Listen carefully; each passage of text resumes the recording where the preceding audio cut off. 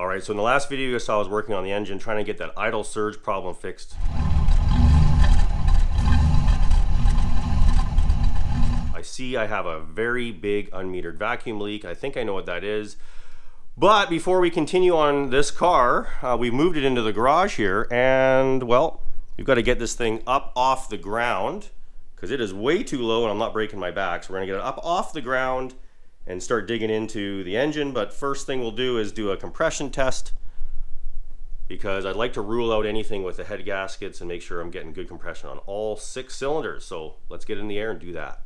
All right guys, one thing I noticed with a lot of these 4th gens is that this panel right here in front of the door, there's always a bit of a gap here. And when jacking, you also see there's a jack pad underneath here, but right in front of that jack pad is a flange that this fender's bolted to. So if you don't watch out and you jack and you bend this flange, it pushes the whole fender outwards and there's that huge gap. So I usually jack inboard a little bit on the frame rail area in there, and then of course my jack stand goes beside it aft. So just one little thing I always see on these cars, and every time I've gone underneath one of these cars, and I've had a few, comment below where you put your jack and your jack stands on these things. But I think this area right here is always a problem on these cars. I'll show you what I mean on the other side. So here you see on the other side, the gap isn't actually that bad right here, but I mean, I pounded that flange inwards and it was quite bent. And there's the flange right there. You can see it's bent outwards from someone using that jack pad. It's actually damaged the area where the fender bolts to that flange. So it is not the best place to jack. I always go inboard. And wow, looking underneath this thing, all sorts of grossness. It's obviously been sitting for a long time outside. All right, well that's better up in the air, easier to work on. I'm not going to break my back. So let's yank the plugs and we'll do a quick compression test just to kind of check the overall health of the bottom end of this thing. It feels good, it runs decent, other than that idle surge. Has decent throttle response, decent sort of power. So it seems moving around in the yard here.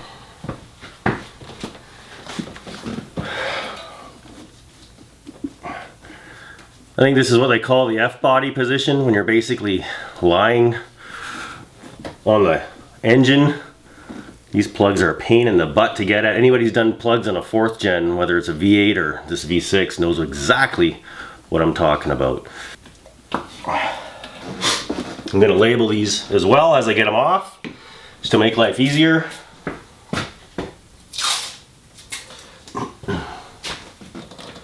This is cylinder number 4. Just to make life easier, and we'll get the last one and continue on the other side, then we'll yank plugs. But man, is this ever a pain in the butt.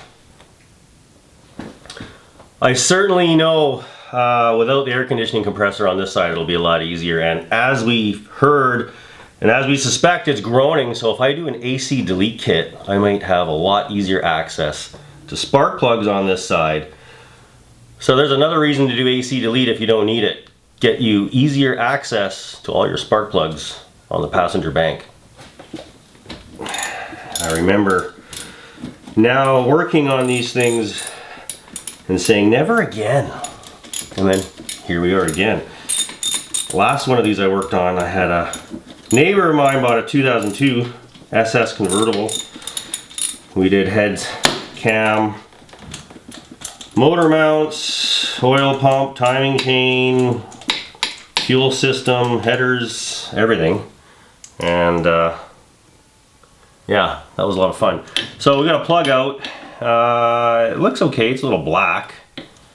It doesn't look actually too bad. So we will use the old F-body tool holder up here to hold all our tools. We're going to put the battery in and we're going to check cylinder number 2 because it's the easiest one, and we'll get an idea and we'll work our way throughout the car.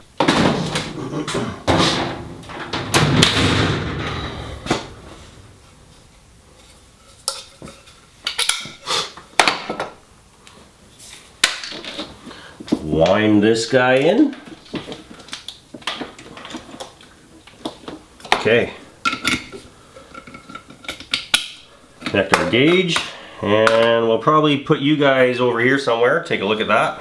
All right, so battery's in. I pulled the PCM ignition fuse out so the thing won't try to start. And we're gonna watch the gauge here and see how much compression or how many PSI we get.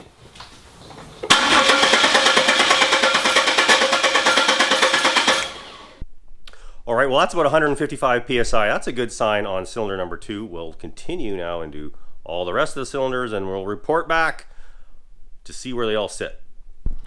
All right, you can see we're on cylinder number 2, another 155 roughly, so we got 2 healthy cylinders already. Keep on going. So there's the rear cylinder plug wire and plug on the passenger side.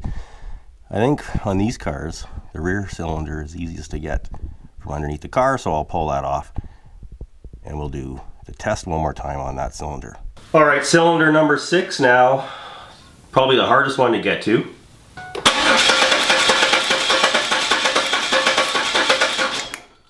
And again, we've got 155 PSI, so that means this whole side of the engine's good.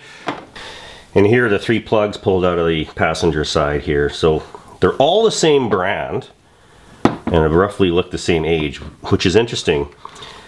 A lot of these cars, the 4th gen V8 and V6 cars, a lot of people get sloppy when they do plug changes and they don't change the rear cylinders.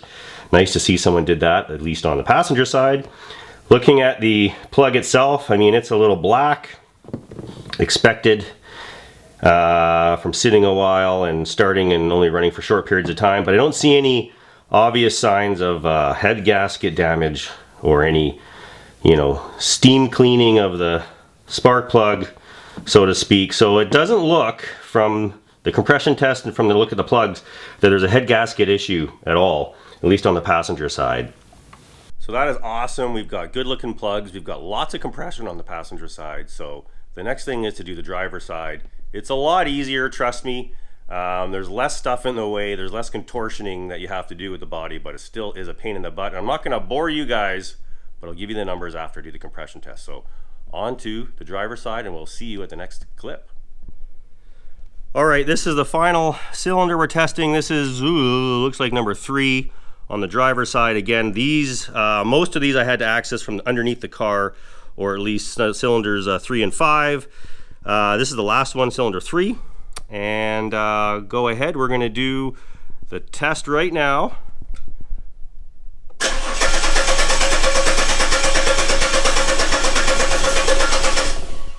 There we go, and we see again another 155 on the nose. So we've got all the old champions out as well. Fresh NGKs in there. I only want to do this once. I usually use NGK plugs. I usually work on all my projects. All right, 155 on all 6 cylinders. Looks great. The plugs look good. Little dark, but no, you know, steam cleaning, no evidence of a head gasket failure there. So I'm gonna rule out head gaskets right now. I'm gonna say the head gaskets are good, the bottom end is good. So that leaves one more thing to check, or one more thing to do, and that's a lower intake manifold gasket. Now these cars are notorious for having lower intake manifold gasket failures. It's due to the Dex Cool and the lack of changing coolant over the years. That shows up with a massive vacuum leak, which I have, as well as coolant and oil mix and that chocolate milk in the oil, which I also had. So that's got to be what it is, and that's the next thing I'm going to do. I'm going to yank the intake manifold off and do the lower intake manifold gasket and the upper plenum. And for those of you who have never done plugs on a 4th gen, again, I highly recommend it. It's a lot of fun. Okay, we're going to try to drain the coolant out of the rad, but the petcock is busted, so there's no actual tab to grab onto, so we're going to have to get in there with something else. Let's see if we can get my hand in there. Nope, that is frozen solid. Maybe some vice grips. That is really not much to grab onto.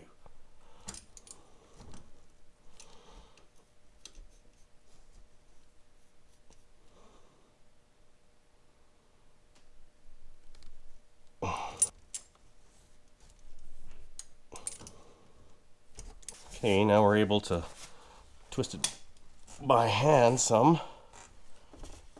There we go. Wow, it's coming out. So that was one really frozen radiator drainer petcock, but now we've got some good drainage. And while the radiator and the coolant system is draining away, we can start up top here. We're going to take all this wiring, all this bracketry off for the throttle body, the coolant, upper coolant hose. The alternator, of course, is going to have to go along as the belt. We're going to have to get rid of the wires and the coils and the ICM from the top of the engine. Of course, working around, we'll be getting the fuel injectors, the fuel rail, all that kind of fun stuff. So it's just a bunch of disassembly. Serpentine belt is off, and it is absolutely garbage. So we'll have to replace that. Spinning some of these idlers. That one, I mean, sounds a little dry. Water pump sounds okay. That idler sounds okay.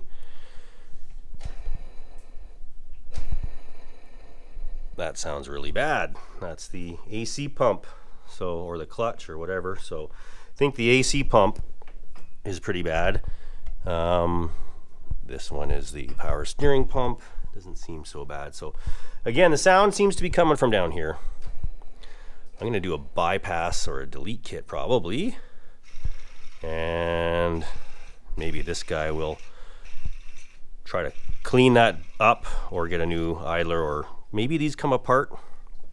If it's anything like the, or the tensioner, I should say, if it's anything like the tensioner on the LS1, you can actually take a circlip out and get to the bearing through the seal, take the seal off, and then you can actually do a little bit of greasing by hand. So yeah, so keep going.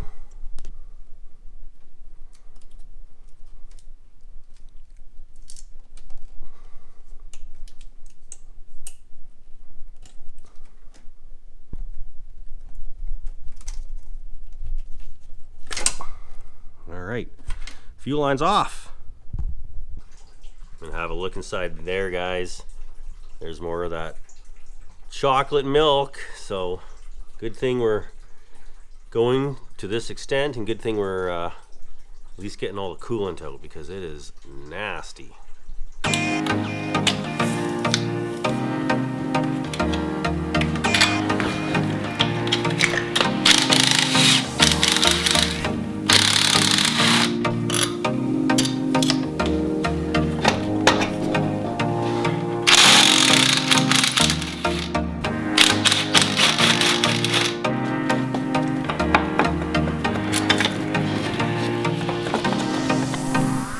Alright, as I'm ripping and tearing into this thing and getting the tensioner, whatever, heater hose, assembly dealio off, these little plastic coolant elbows, there's one here which goes into the water pump, and the other one is above the water pump and goes into the lower intake manifold.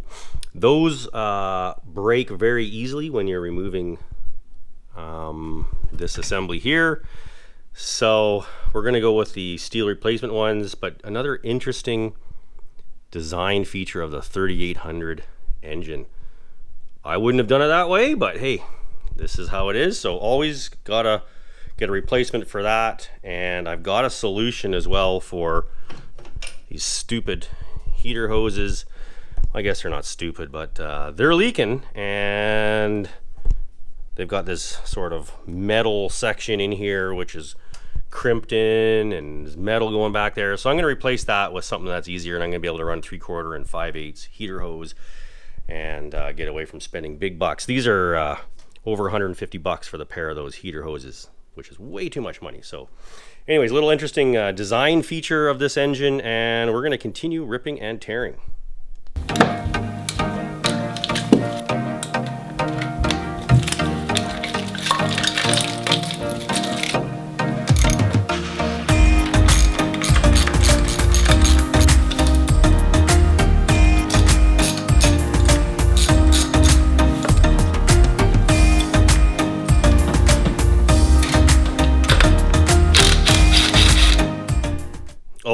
almost forgotten. Some of you may have asked, what is this? Well, this is coming off of your throttle body. This is for your evap purge solenoid, which is right here. And this is also not factory. This is somebody else's homemade concoction. I don't know whether or not I'm gonna keep this. I can't seem to find the line, so I might make that work. But in the end of the day, this is for your evap. The other side of this runs all the way down to your fuel tank. It's supposed to deal with vapors from your gas tank, and it reroutes them somehow into the engine here or whatever. But interesting homemade stuff. Definitely can see working on my way through disassembly that people have been in here before. This is not the first time this thing's come apart. Yeah, so hopefully this will be one of the last times it comes apart, at least by me. All right, and just look at all that built up dirt and crap in there. This thing has been sitting for a while. Another interesting sign of tampering or previous messing around, not on this one, but over here on this one, this is number one, there's no little wire clip thing to hold it on to the injector. So this was popping on and off when I was playing with the car. So that one is missing, as well as cylinder number 6 way in the back. So I guess I'll have to try to find something for those connectors, or maybe, just maybe it's buried in the intake manifold somewhere near the bolts, near that flange. But more tampering. And we are also missing a nut for the fuel rail. So definitely someone's been in here.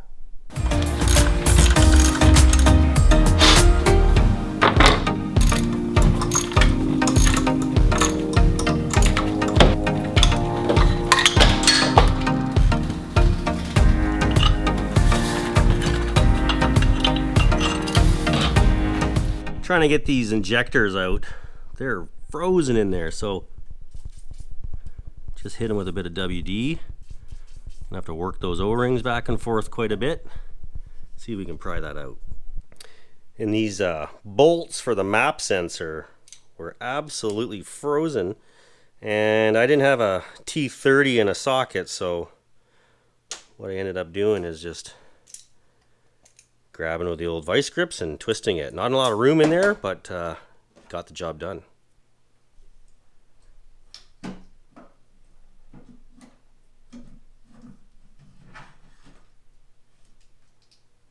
And this is where we are now. We're getting close. Fuel rail's off, injector's out.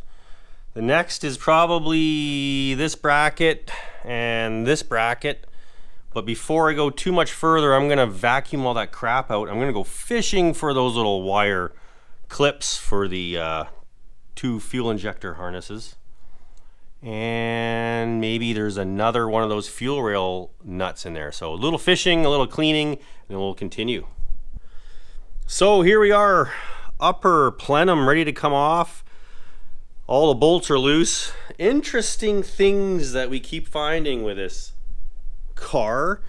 There's a bolt that goes in like right here, and that's to hold the bracket for the ICM. So let me get that.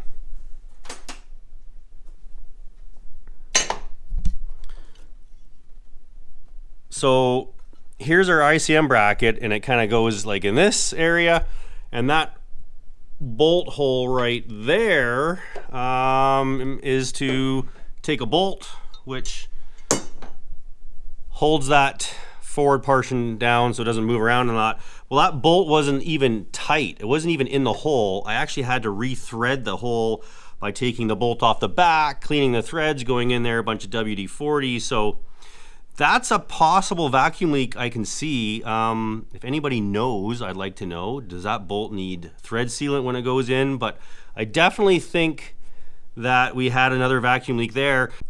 So we just need to lift up. And something's holding it over here. Maybe another bolt. But we just got to lift up and pull this upper plenum off. And it could be there's another bolt somewhere. So let's find that. So I was in here like this trying to pry on this guy, and don't forget there's 2 bolts inside the manifold, lower intake manifold. One is in the front here and one is in the back right there.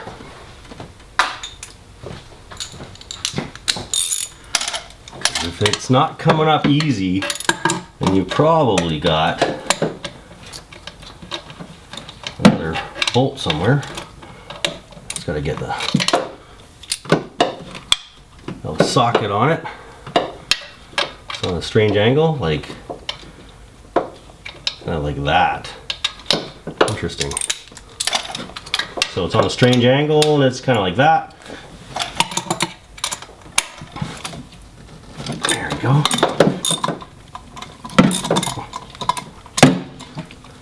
Once you get that out, I'm hoping it comes off. I'm hoping it just pries right off. Of course, you don't want to drop any of these bolts into the intake manifold, because depending on which valve is open, if I did that, it could end up in the head somewhere. Okay, so are we successful? Oh yes, right away she's coming up. And it is free.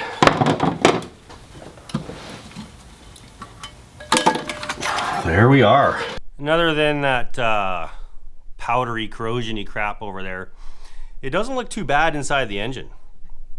It doesn't look like there's a ton of sludge from this perspective. Things look fairly clean. So, another good sign of a healthy engine once you see the inside. But yeah, look at that gasket right there. There's no way that that gasket was doing its job.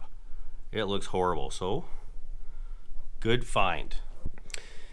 All right, lower intake manifold. A lot of these have real bad corrosion on the sealing surfaces here. But this one, you know, I've gone over it real quick with a scraper, and this one, although discolored, it doesn't feel to have any major, you know, grooves or major corrosion. So it's a fairly flat sealing surface, so I'm actually pretty lucky about that. And here you can see on the top, this is a forward rail. This is most likely where it was leaking. You can see this right here versus the aft rail, which looks a lot better. It looks like it was sealing along the whole way. So this is probably where there was that massive leak. And here's the coolant elbow in there, if I can turn that to the light a bit better. These are these silly plastic coolant elbows. This is what I'm going to replace with a metal one. I think I said a steel one, but it's probably actually stainless considering it's in the water jacket or the cooling system. So this is going to get replaced. So just a lot of cleaning, scraping, and applying the new gaskets and torquing the lower intake manifold back down. But of course we've got to clean that as well. So just a bunch of boring cleaning stuff, and we'll see you in the next clip when we're ready to bolt everything back together. So here is the old intake manifold gasket. It's the plasticky one. This is probably the original one. Not really seeing too many defects in it, but again, I think the leak was mainly coming out of the front. Oh, maybe there's something here. This looks like something's almost pinched there. Yeah, there's some damage there, but again, is that cause of a leak? Not sure. And we've got the new ones on. I just have to put the bead of silicone in the corners right here, but the new ones are on, and these are the aluminum ones, Felpro aluminum ones. These are the upgrade. Apparently these will last the life of the vehicle. Definitely the life of this vehicle, because this vehicle has got a few miles on her. So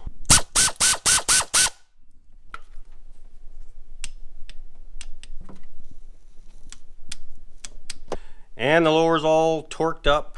All 12 bolts were torqued to 11 foot-pounds or 132 inch-pounds or 15 newton meters or Somewhere in that ballpark.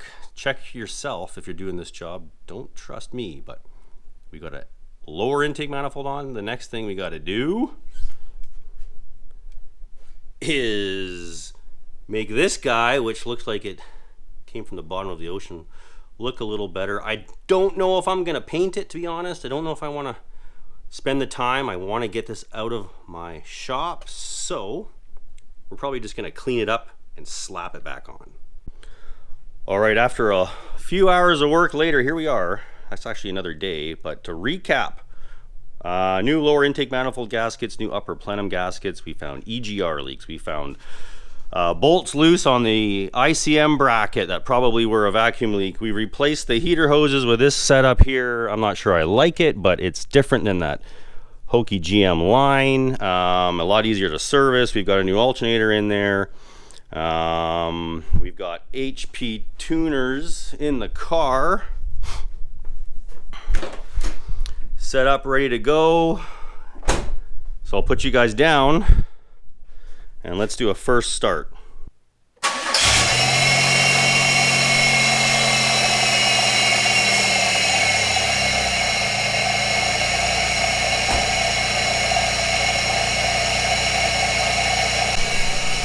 All right, well, it started right up. We're gonna have to monitor the water there in the rad, but walking around, yeah, she's running on all six, still in open loop, so we're not gonna get a good reading of the fuel trims. So I'm more concerned with actually how it runs or how the surge is after all the repair. The fuel trims could still be probably a O2 sensor issue as well, but digging around, I found some O2 sensors that I believe will work in the car. So just let it run, let it get into closed loop, and watch the coolant levels here. Watch the water level, I should say. As it dips down, you can see it's going down rather quickly as it's taking the water. We've also got a new thermostat and everything in here, so we'll keep that up nice and high. Look for any sort of leaks. Seems to be running pretty good, so we'll keep monitoring. All right, just ran through the fan cycle. Everything is nice and warm. Seems to be running fairly smooth in comparison. Little exhaust, a little bit better there. Going into the car now, looking at the fuel trims. You can see the fuel trims in the graph right here are in the green zone, and the idle RPM is between 700 and 800. A little bit rough still, but again, it doesn't have O2 sensors or anything in it. Maybe that's a contributing factor to the roughness, but looks like our O2 voltage is, I mean, it's working. They're switching from 0.1 to 0.8 back and forth, so I think we'd made a definite improvement here on how this thing runs. And I just brought her out of the garage, letting her run for a while. I now have coolant in there because it will be back outside and for a little while, and the temperature is really plummeting here, but seems to run pretty darn good. One more last check. Inside, we are still scanning. Fuel trims looking really stable, and yeah, just running away. So we'll start working on the rest of the car, getting it roadworthy. I'm gonna want to address this hole here in the trunk because all the fumes from the exhaust seem to kind of waft underneath the car and funnel right into the interior here. So this is something that's got to be fixed. And again, the previous people playing around, hack jobs everywhere, didn't quite know where to cut the trap door, so I'll patch this up. I'll solder these up as best I can. Clean this up and we'll get the back sealed off from all those exhaust fumes. And that's what it looks like, all soldered up and all covered up. Looks sort of factory, but good enough for this car. Next is that ugly hole. Okay, the chunk of trunk floor that we're not going to use anymore has been cut off, and I rerouted my wiring harness a little bit to give it a little lower profile. And I found this in the car. I think this is what the guy's plan was, is to use this. This is an old panel from some sort of heater or furnace or whatever, but it almost fits perfect. So if I put this over here, it covers all the holes, and I'll tech screw it down. I got some real short ones. Hopefully I don't poke the gas tank. And I'll put a little silicone or something around there. And that is going to be my trap door. So I'll just have to cut this lip right here off. I'll just quickly zip disc that, and then we'll see how it looks. All right. Trace out roughly where it goes.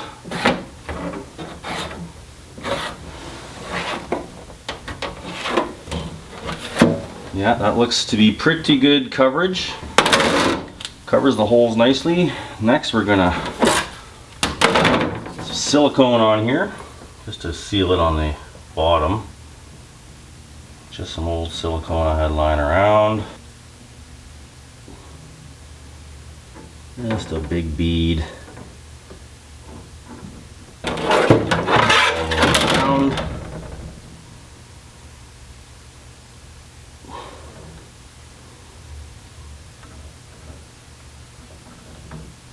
Kind of put it on the high spots here.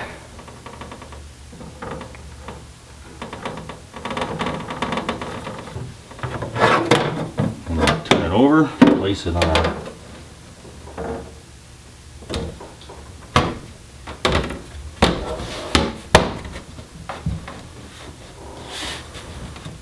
something like that, and then we'll some tech screws in here.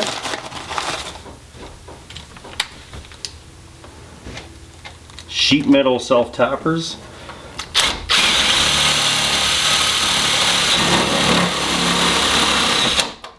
For the win. Those should be shallow enough that we don't go into our fuel tank. At least that's the idea. Put one here.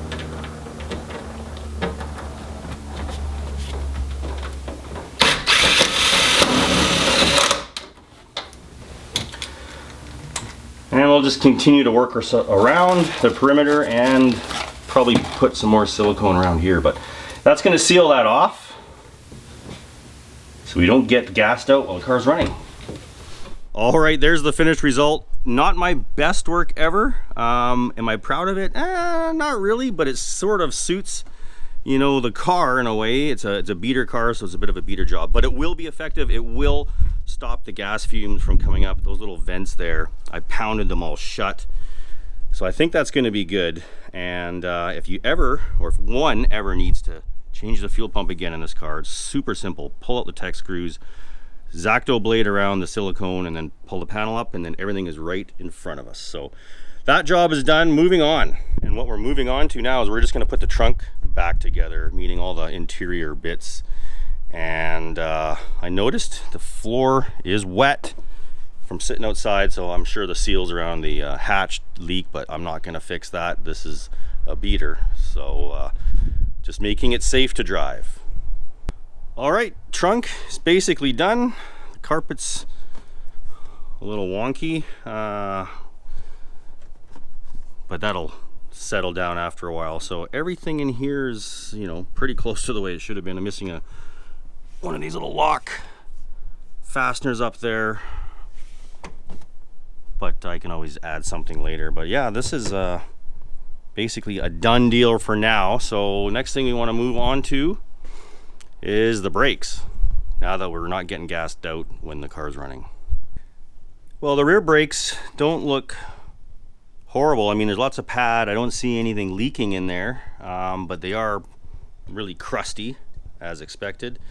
And if you look down here at the drum drum is pretty smooth. There's no grooves in there. It doesn't look super thin, like it's been worn out. So I'm gonna hose this down with brake cleaner and bleed them, and I'm just gonna go with that. I might adjust them, of course, a little bit, but the drum was fairly hard coming off, or fairly, you know, stiff coming off, so there was some contact here. I think there's some decent drag, but I'll adjust the drag after. But basically, yeah, I'm just gonna hose this down and monitor the brakes as we go. So much grossness in there.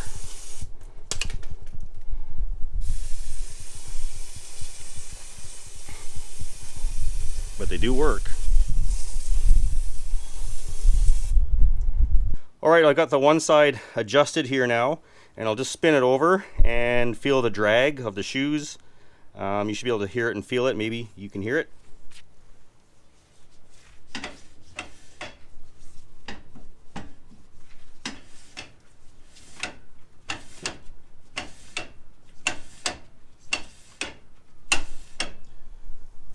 So it sounds pretty good, it feels pretty good, so I'm going to leave it, do the other side. And the passenger side looks pretty good, even better than the driver's side, less scaly or rusty crap. This is after I've cleaned it up. The shoes have lots of life left in them. It doesn't appear to be any leakage from the wheel cylinders, so again, I just adjusted the shoes out a little bit, so I got a bit of drag on the drum itself. Over there, no grooves, no noticeable wear on that, so throw that back together. And now to the fronts. As I mentioned in maybe one of the other videos, the first video, these are not the factory rotors, these elliptical groove deals here. So someone's been in there and changed the rotors, and when you look at the pads, see if I can move this.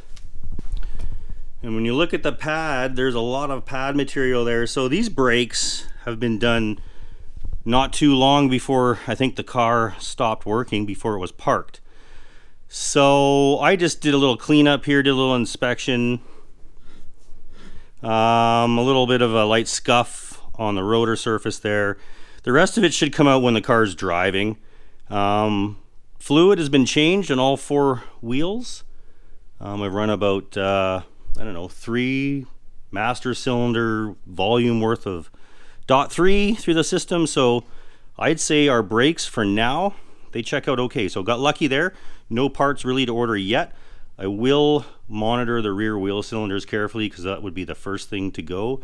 Even looking at the rubber lines, they seem to be nice and solid. They don't seem to be fraying or cracking anywhere. So check the brakes off the list, moving on to the rest of the car. All right, well, now I'm back inside the car. I got the door panel off here, and I'm working on all the electronics in the door. And if you remember in the previous video, the door locks, the power window motors, none of those actually worked, and everything was all apart. And so now I've got the door panel off. I can actually see what's going on, and I've been playing with all the switches here and jiggling stuff around. When I turn the key forward,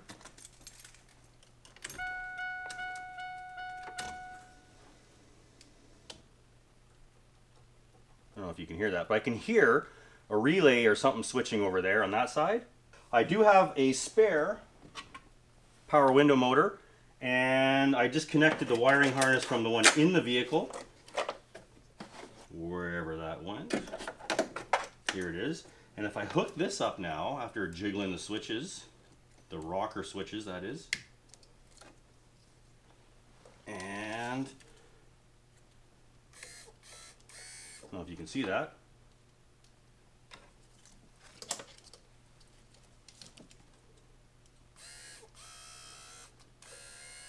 So the switch is still sort of intermittent, but I do have an up and down motion. I do have power windows. So the power window motors on these cars, they go bad all the time. They slow down, and I think that's probably what the case was. And the previous owners, they decided to rip everything apart. Maybe that's why they had the BCM out of the car hanging down there on the passenger floor. I don't know, but anyhow, we're gonna put some power window motors in this thing, and I might do a video on how to do that, but we're just gonna button up the driver's side and continue on. And as you can see, there's no speakers here. They gutted the door where the normal, I guess, 4.5-inch speaker fits, or whatever the size is. I think they put a 6x9 in there, so there was a big stereo in the car, and I think that's where the electrical problem started, when they started plugging in to the fuse panels and everything, trying to power that stereo. They started blowing fuses, and they started shorting and grounding things out, and just running wiring where it shouldn't be. So anyhow, we'll do the door panel here. We'll have a functional window, which is really good because it still doesn't smell awesome in this car. Driving around with the windows up is not something that I want to do. I want to be able to open those windows and get some air. So here's the original window motor, and it's actually riveted in to the, I guess the regulator assembly, or the window frame inside the door, whatever you want to call it. But you got to drill 3 holes in your door in this area. Remove this wiring harness from this hole right here where it clips in, and then you can drill and punch out the rivets, and the new one will bolt in. So this thing is absolutely frozen solid. Like, it, I guess there's moisture, a lot of moisture in this car after sitting for a long time, and this thing doesn't even spin over. So dead window motor, new window motor. We'll bolt it in and we'll do a test just to kind of see where it is. But again, this information is all available online. I said I'd do a video, but honestly, it's pretty straightforward. Take your speaker out. I mean, okay, take your door panel off, take your speaker out, take this wiring harness off, find the 3 locations where the rivets are, get a big enough drill bit so you can get in there. I kind of augured a little bit on this one and that one, but in the end of the day, you're not going to see this. You're going to cover this right up with the door panel. Just don't go to town and cut a huge section out, because there is some structure still in here. Yeah, and basically, put your new window motor in, bolt it in. It's really simple. This just goes in one spot. There's no adjustment. And then test your window. All right, moment of truth now. Will the window go up and down? Let's see. Hey, there we go. We have a functioning window all the way down, all the way back up. That's a good sign. Now this thing's got the auto window, one hit. Nope. No, I guess, or does it not have the auto window? Let's see, maybe I don't remember how to use the auto window. Is it 2 hits? Either way. We got a window either way. So now we can be in the car and get some fresh air. All right, well, we've got basically everything roadworthy. We're ready to take this thing on a test drive now. But this car decided to have another say in it, and here's what's going on right now. I'll show you. And obviously, we've got another cooling system leak. So if I took this thing for a ride right now, it would definitely leave me stranded. And if we look way down in there, I don't know if you guys can see it, but we've got a leak right where the heater core and the heater hoses connect, and I suspect that's a bad heater core. And looking in the passenger side, we've got coolant on the floor mat. So yeah, I'm gonna say we need a heater core. So that means we're back in the garage. We're doing a heater core in this thing, which I don't have right now. So that's gonna end off this video, but stay tuned to the next one because we're gonna fix the heater core. We're gonna take this thing on the road. We're gonna see how this little V6 performs. We're gonna have some fun with it and maybe even see if this thing can do a burnout, because if it can't do a burnout, well then it is not worthy in my garage. But I hope you enjoyed watching the video. Take care, and we'll see you in the next one. Have a great day.